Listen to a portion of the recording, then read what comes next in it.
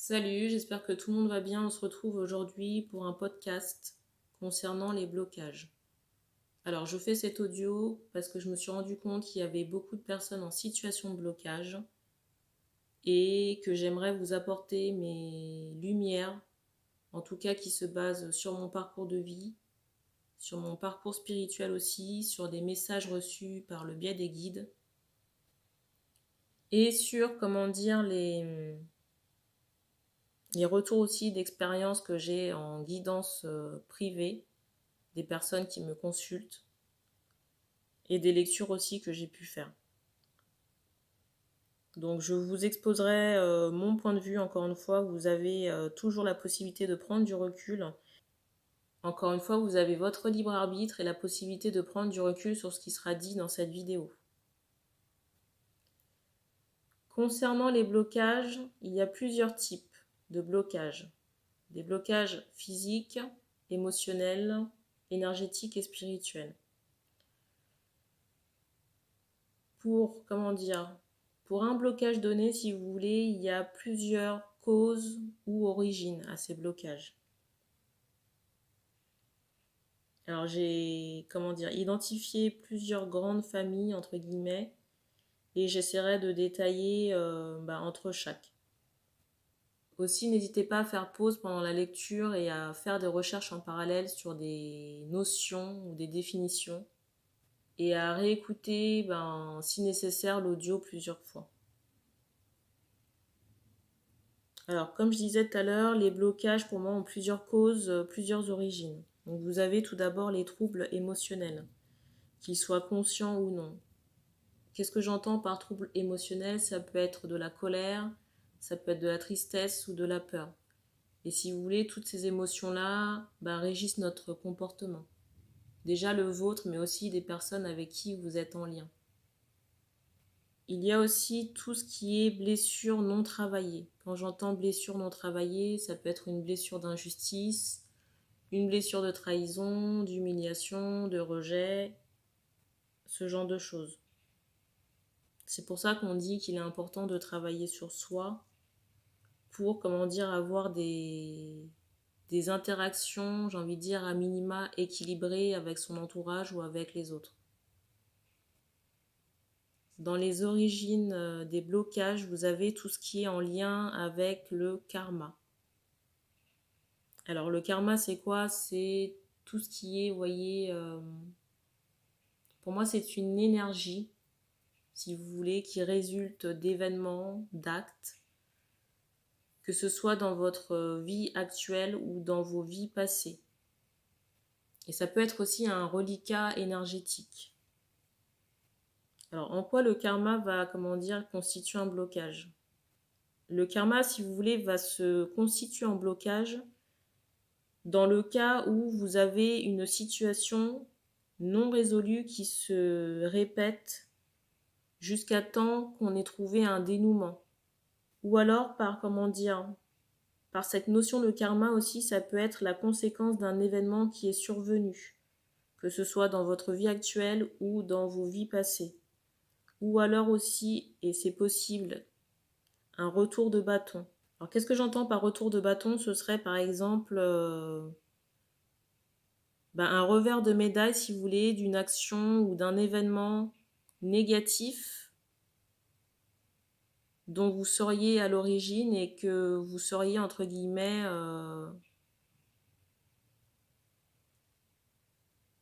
forcé de solder, si vous voulez, dans cette vie pour contrebalancer cette énergie négative. Alors, je vais prendre des exemples pour chaque cas pour illustrer mon propos sur le karma. Alors, je vais prendre, le cas d'un lien toxique pour une situation non résolue qui se répète. Si vous avez dans une vie antérieure côtoyé quelqu'un de toxique, quelqu'un qui vous a manipulé et qui a apporté, un certain chaos dans votre vie, en tout cas dans une incarnation d'une vie antérieure, il se peut que dans une vie suivante, vous ayez à retrouver cette personne pour solder ce karma. Donc vous allez forcément revivre cette même situation d'emprise pour essayer de trouver une émancipation. Mais si vous voulez, cette émancipation devra venir de vous et de votre prise de conscience. Ça, c'est pour la situation non résolue. Dans le cas, par exemple, d'une conséquence à un événement survenu, je vais prendre le cas d'une fausse couche. Par exemple, dans une vie antérieure, vous avez fait une fausse couche ou alors vous êtes morte en couche. Quand l'âme, si vous voulez, meurt, la mort, si vous voulez, ne sépare pas l'âme de tous ces traumas, de toutes ces mémoires traumatiques.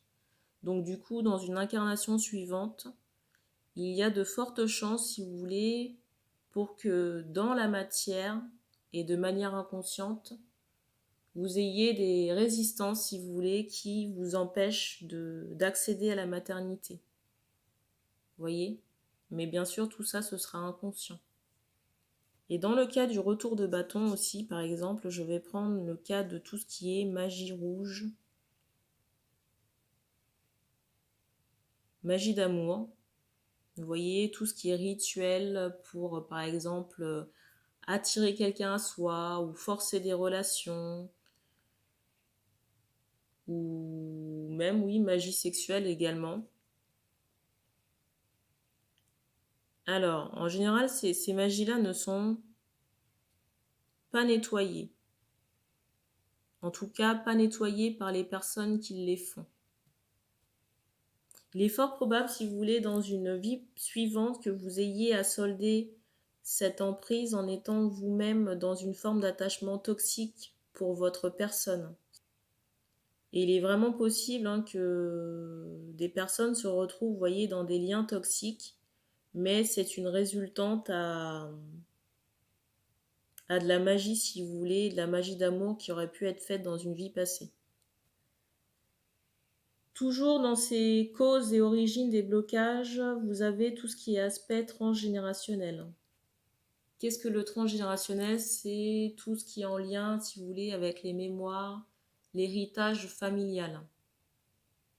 Toutes ces mémoires sont encodées dans l'ADN et du coup, déjà vous avez votre propre bagage karmique qui est lié à votre âme, mais aussi à tout ce qui est parents, grands-parents, arrière-grands-parents, lignée familiale, que ce soit du côté de la maman ou du père.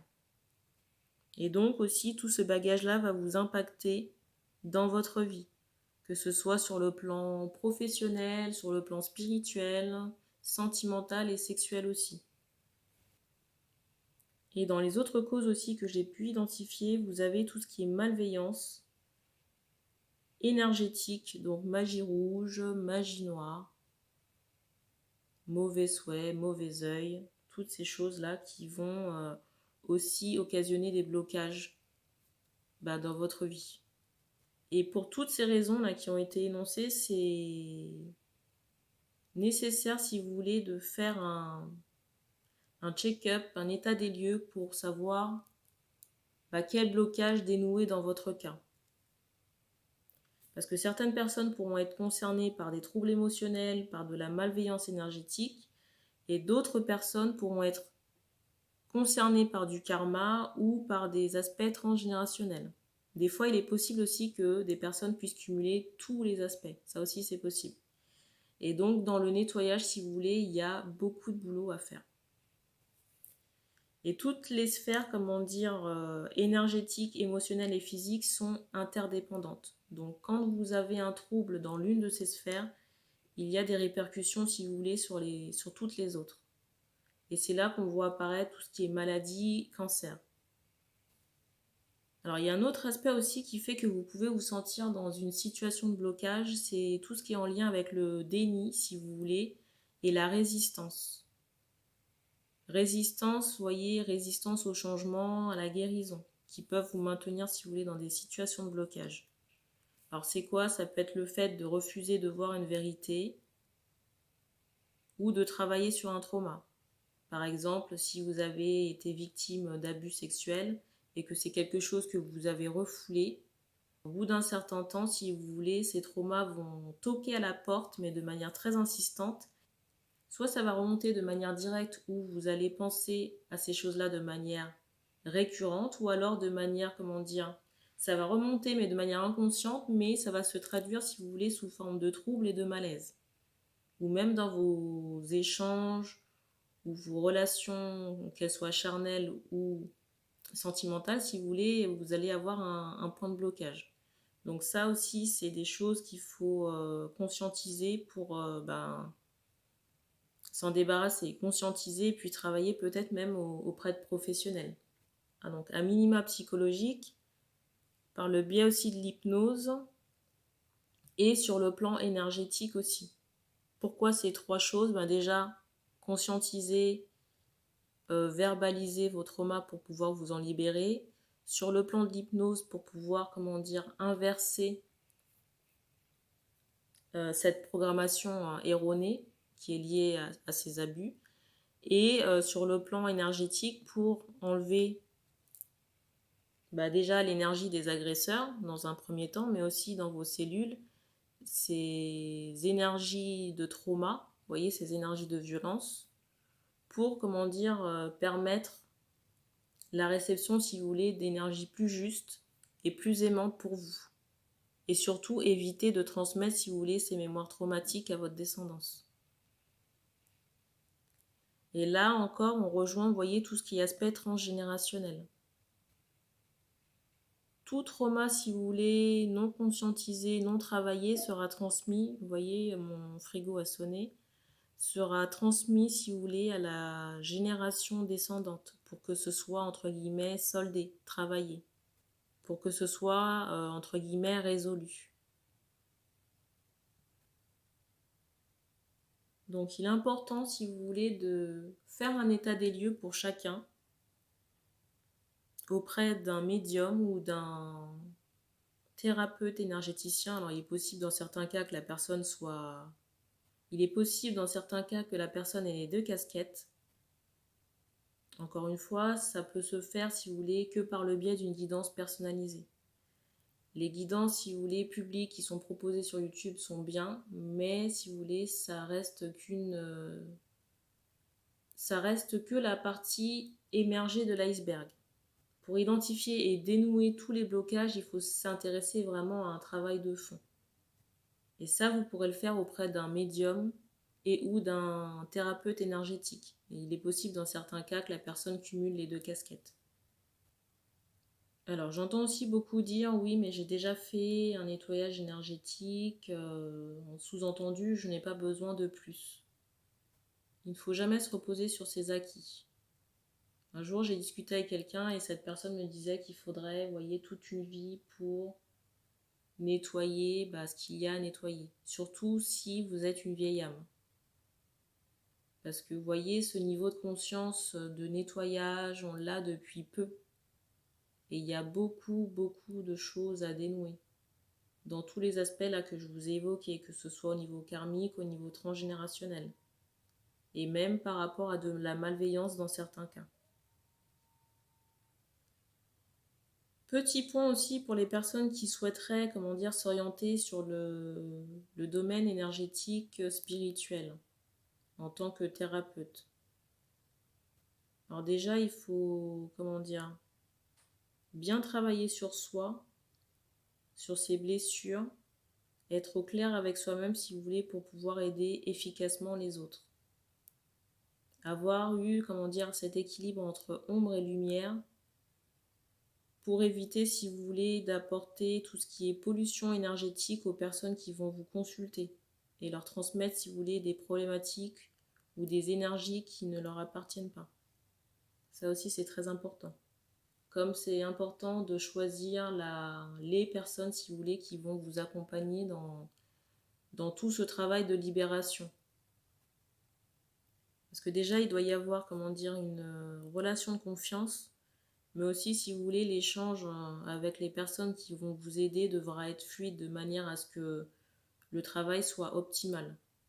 Autre chose aussi que je voulais aborder concernant les blocages, mais là plus sur l'aspect relationnel, c'est qu'il est important, si vous voulez, de travailler sur ces blessures, que l'on soit dans un lien d'âme ou non. Et qu'on ne peut pas, si vous voulez, je vais prendre l'exemple des flammes jumelles, qu'on ne peut pas, si vous voulez, se limiter au dogme des flammes jumelles qui dit que les chasers ont des blessures d'abandon à travailler et les runners des blessures de rejet. Avant, de conscientiser que vous êtes dans ce genre de parcours, vous faites évidemment d'autres expériences et du coup, il y a besoin de travailler, si vous voulez, sur d'autres blessures qui n'ont pas forcément trait à ces dogmes-là pour pouvoir, trouver un équilibre, mais déjà pour votre personne.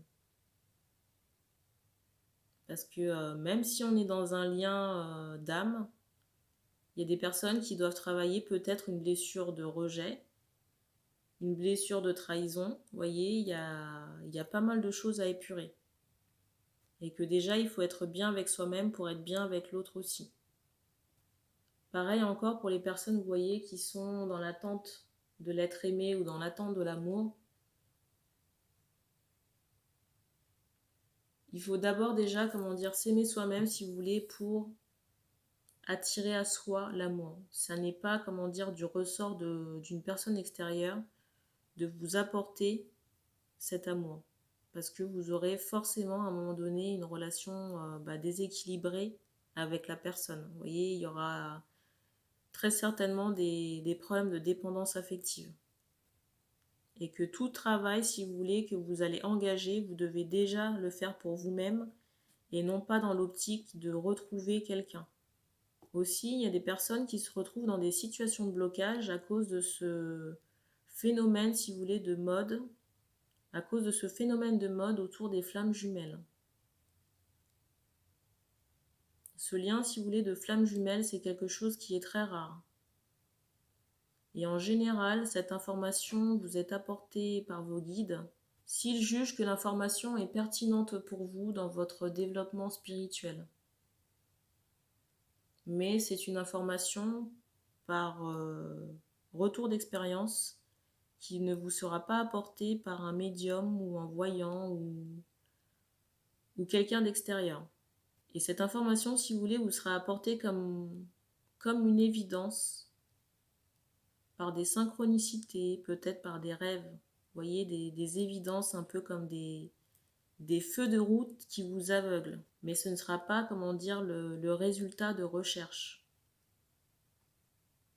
que vous aurez faite, par exemple. Alors encore, pour parler des flammes jumelles, il est parfois, nécessaire de faire certaines reconnexions pour des problématiques énergétiques, vous voyez, dans le sens où l'une des deux polarités, ou peut-être les deux, sont en perte de vitesse sur le plan énergétique, ou alors elles ne sont pas encore ou alors ces deux polarités ont pris du retard sur leur mission de vie, et du coup, il y a besoin d'une reconnexion, si vous voulez, pour remettre les choses en place. Mais si vous voulez, la réunion, dans tous les cas, ne sera pas, au rendez-vous. Ne sera pas forcément prévue dans cette incarnation. Pour d'autres, oui, mais pas pour tout le monde.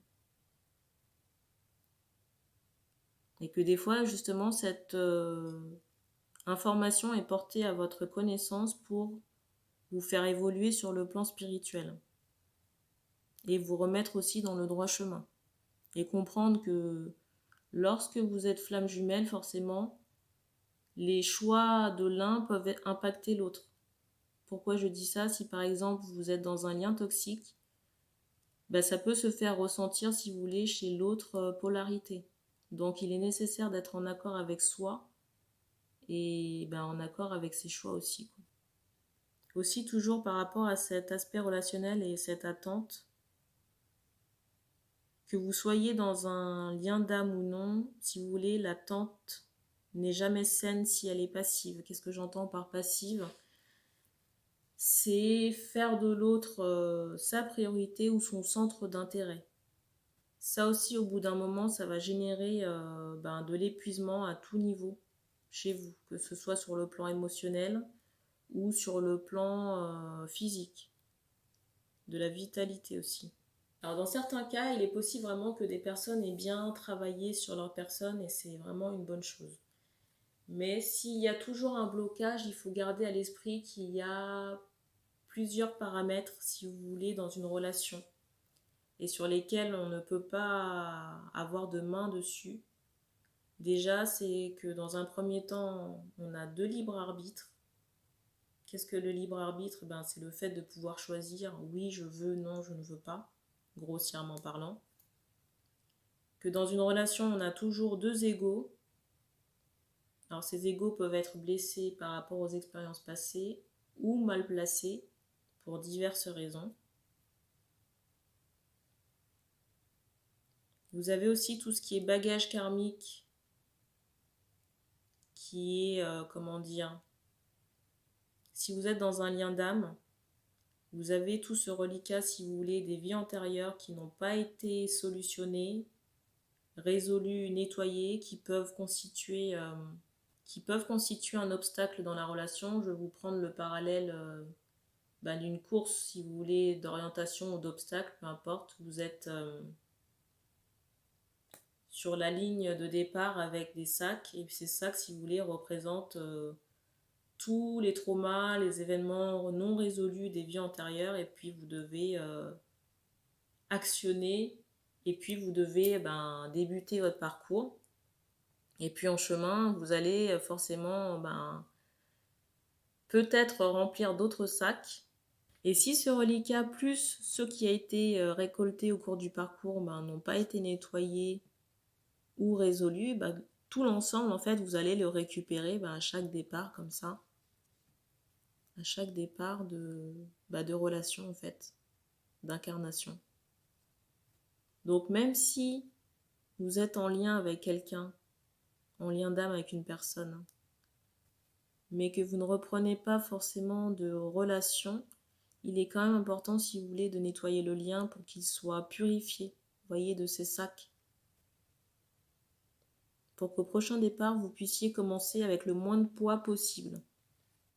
Aussi, ce qu'il faut prendre en compte dans une relation, ce sont les fausses croyances, les dogmes et l'éducation de chacun. Et ça, malheureusement, à moins d'une prise de conscience, si vous voulez, des deux parties, c'est compliqué d'avoir la main dessus. Et ça aussi, ça peut représenter une cause de blocage. Au même titre, si vous voulez, que tout ce qui est énergétique, par énergétique, j'entends malveillance. Alors ça peut être une ou plusieurs personnes qui bloquent soit l'une ou les protagonistes d'une relation, ou alors le lien. Ou alors aussi, dans certains cas, ça peut être un reliquat de magie ancienne qui est lié soit à des vies antérieures, possibles également, ou alors à des anciens partenaires. Et que ces magies, qu'elles soient magie rouge ou magie noire, que ces magies en fait n'ont pas été nettoyées et que ça impacte encore aujourd'hui soit l'une des deux personnes ou les deux. Et qu'il est important, si vous voulez, de faire des nettoyages. Alors parmi les nettoyages, je distingue vraiment deux catégories. Alors vous avez le soin énergétique vraiment pour traiter tout ce qui est problématique ciblée, par exemple un réalignement de chakra ou le traitement par exemple d'abus sexuels. Alors dans certains cas, une séance sera suffisante. Dans d'autres, il faudra plusieurs séances de soins énergétiques. Mais pour moi, si vous voulez, les soins énergétiques et les désenvoûtements sont deux choses à distinguer. Parce que le désenvoûtement, si vous voulez, ça nécessite, dans certains cas, vraiment plusieurs semaines de travail. Et faire des soins énergétiques, si vous voulez, pour traiter des problématiques de magie noire, pour moi, ça n'est pas vraiment adapté. Après, ça reste mon avis personnel, mais peut-être que je me trompe. Surtout quand vous avez eu des problématiques de magie, que ce soit magie rouge ou magie noire, après le nettoyage, il est important de mettre une protection. Surtout si vous savez que vous êtes dans un environnement nuisible. Quand j'entends environnement, ça peut être familial ou amical. Parce que malheureusement, on n'est pas toujours bien entouré. Ça, c'est un fait. Et que bien souvent, les ennemis, si vous voulez, les premiers ennemis se situent dans la famille. dans la famille ou dans un entourage très proche, amical. Alors pour les personnes aussi qui sont en situation de blocage depuis un long moment, alors qu'on est entouré. Qu'est-ce que je dis par entouré? C'est peut-être des médiums ou des thérapeutes énergéticiens qui sont déjà dans votre sillon. Alors déjà, il n'y a pas de mal à demander un avis extérieur. Parce que peut-être que le périmètre d'approche sera différent et que d'autres lumières vous seront apportées, déjà dans un premier temps. Après, ça peut aussi ne pas être adapté à vos problématiques. Et dans d'autres cas aussi, c'est plus rare, mais ça arrive, que l'entourage auquel on fait appel soit malveillant. Se veut bien, entre guillemets, sous tout rapport, mais dans le fond, si vous voulez, ces personnes-là n'ont pas envie que vous trouviez, si vous voulez, une amélioration à votre triste sort, entre guillemets. Donc j'appelle aussi au discernement, à la prise de recul et à l'observation. Il y a aussi un autre aspect que je voulais aborder dans la guérison et dans la réussite de chaque guérison. Alors, 80% du travail sera fait par vous-même. Donc il est important, si vous voulez, d'être dans une réceptivité, d'être dans une forme d'accueil pour pouvoir, si vous voulez, accueillir le changement et la guérison.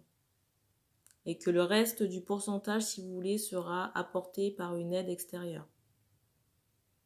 Mais que toutes les ressources, si vous voulez, sont à l'intérieur de vous et qu'il est nécessaire et qu'il est vraiment très important d'avoir, si vous voulez, cette volonté de changement et de guérison. Et qu'il n'y a pas de honte aussi à demander de l'aide, même si on a des capacités, que ça ne remet pas en question, si vous voulez, vos capacités spirituelles. Parce qu'on me dit aussi que certaines personnes n'osent pas demander, par peur d'être jugées. Moi-même qui suis médium et qui vous propose des guidances, à un moment de mon parcours, j'ai dû faire appel à des thérapeutes énergétiques pour problématiques et qu'il faut s'affranchir de tout ce qui est regard de la société, jugement. De la même manière, on peut très bien regarder, si vous voulez, une vidéo de guidance chez une consoeur sans remettre en question ses capacités. Et qu'il y a beaucoup de façons de penser, si vous voulez, qui se veulent jugeantes ou stigmatisantes sur le fait que si vous faites telle chose, c'est qu'en fait, vous n'êtes pas capable. Ou, voilà. Il faut vraiment s'affranchir de ces choses-là.